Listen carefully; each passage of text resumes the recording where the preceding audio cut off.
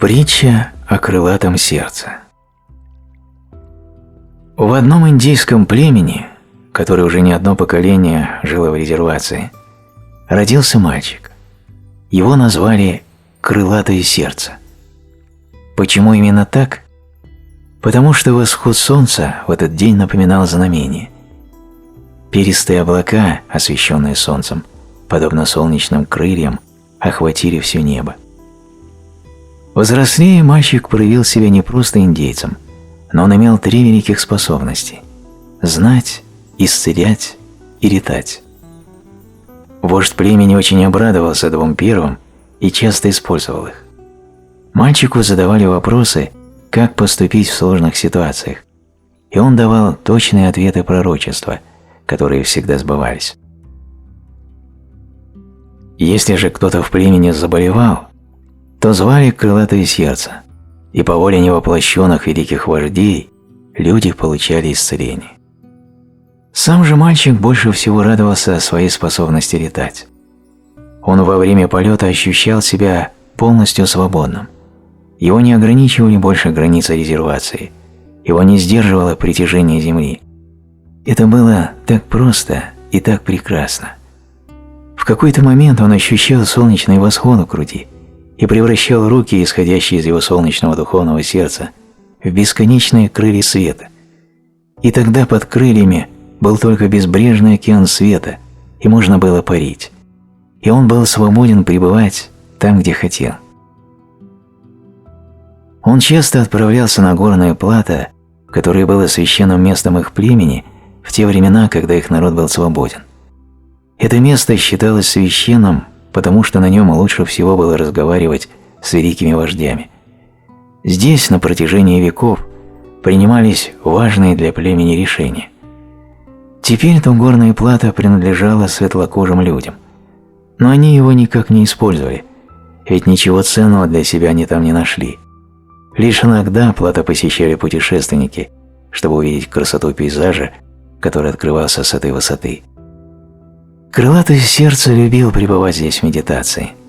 Он мог видеть сияющие лики великих вождей человечества и говорить с ними. Или он мог любоваться тем, как солнце по утрам поднимается над горизонтом, освещая своим живительным светом горную панораму. Или он мог парить в солнечном свете, там, где летают только орлы. Или же он погружался в те пространства нематериального света, где душа, свободная от покрова тела, становится божественным огнем. Тогда сила безграничного света огня становится твоей сутью. Великие вожди многому учили крылатое сердце.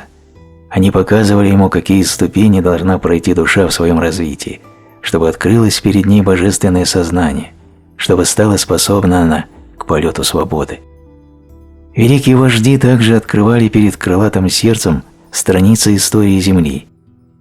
Он видел в переливающемся свете картины, повествующие о приходе на Землю божественных посланцев.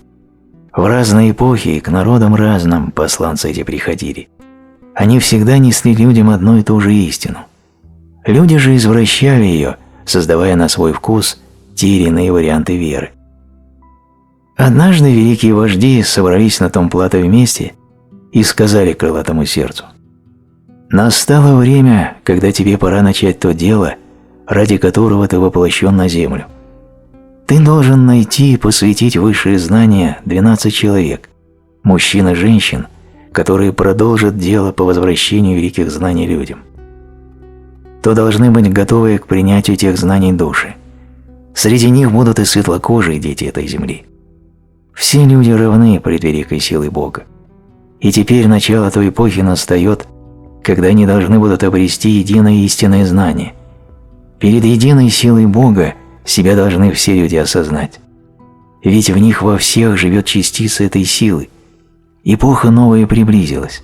Тебе пришла пора начать. Итак, ты должен найти 12 человек».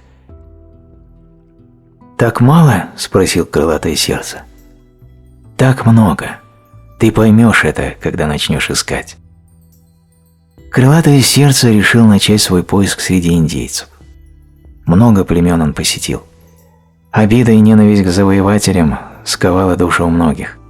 И не просто было найти тех, кто хотел бы обрести свободу, не отвоевывая, не отмщая, а любя других и преображая себя. Но в некоторых племенах еще помнили то, что знали когда-то их предки – свободные дети свободной земли. Эти люди были смелые и наполнены покоем. Они не боялись смерти и уважали жизнь. Они жили в гармонии с миром природы. Мир Божественного Духа они не считали вымыслом и готовы были услышать слова великих вождей.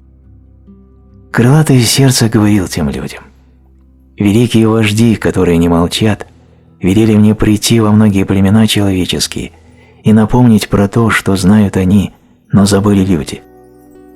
Индейцы легко верили ему. Они видели, что крылатое сердце может летать, знать и исцелять, и несет им великие знания их предков. Крылатое сердце нашел среди них тех, которые были достойны посвящения в высшие знания. Шло время, и крылатое сердце начало искать и среди светлокожих тех, кто смогли бы вместить знания о смысле бытия, о великих вождях человечества, о свободе, о силе Творца. Но он столкнулся с большими трудностями. Когда крылатое сердце говорил светлокожим людям о том, что сам знал о Боге, ему не верили, а часто и проклинали. А когда он летал, те люди пугались невозможного и начинали стрелять в него из ружей.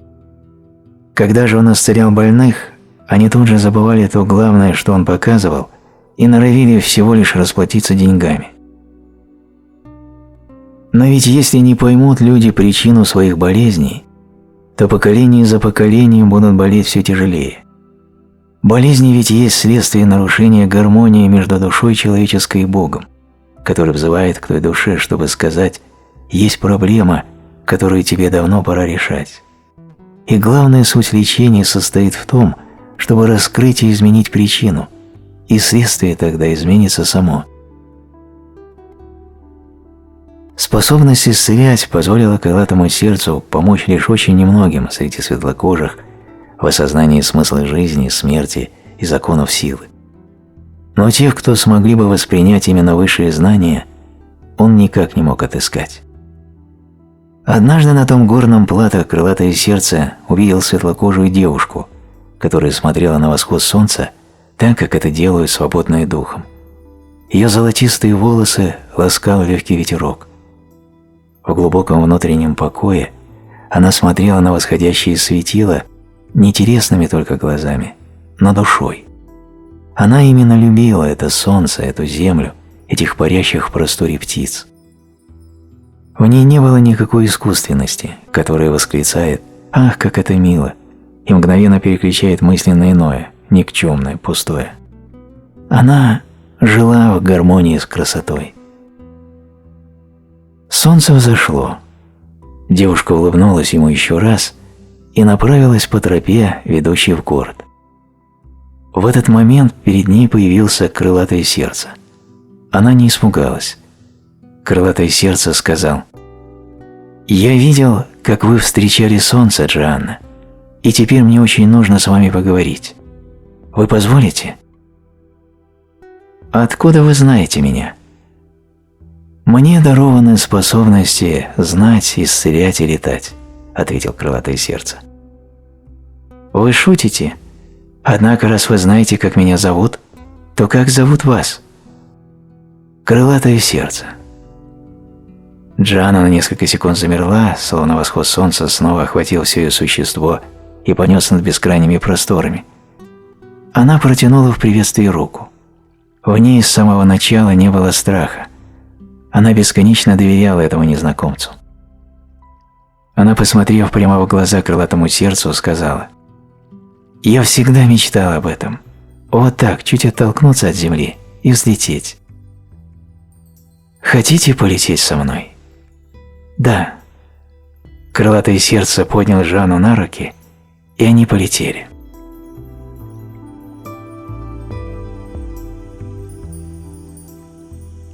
Мы уже снова на земле, а мне кажется, что я продолжаю лететь в море света, и как будто бы солнце осталось во мне.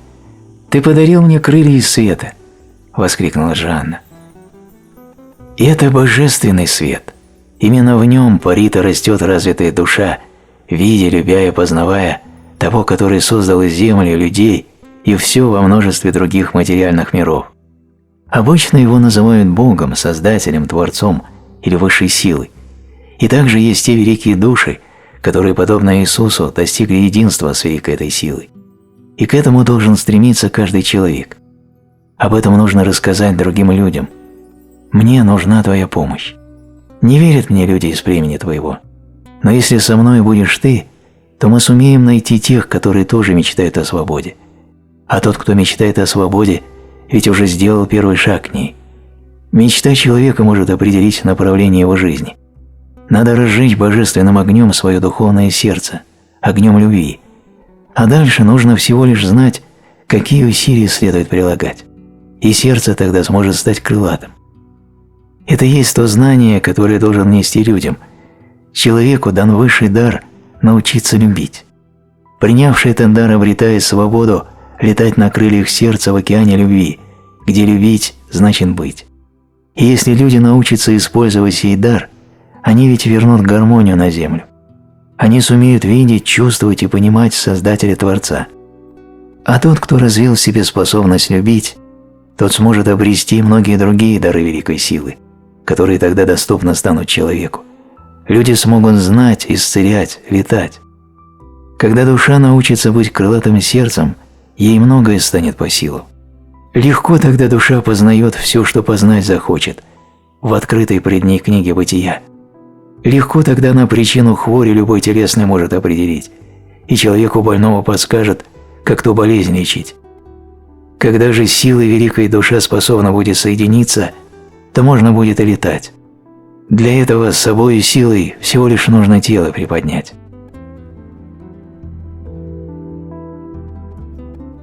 Солнце все выше и выше поднимается над землей. Оно освещает путь тем, которые идут, чтобы поведать другим людям знания о смысле их жизней, о Боге силе и великих вождях, о том, как стать такими, как они.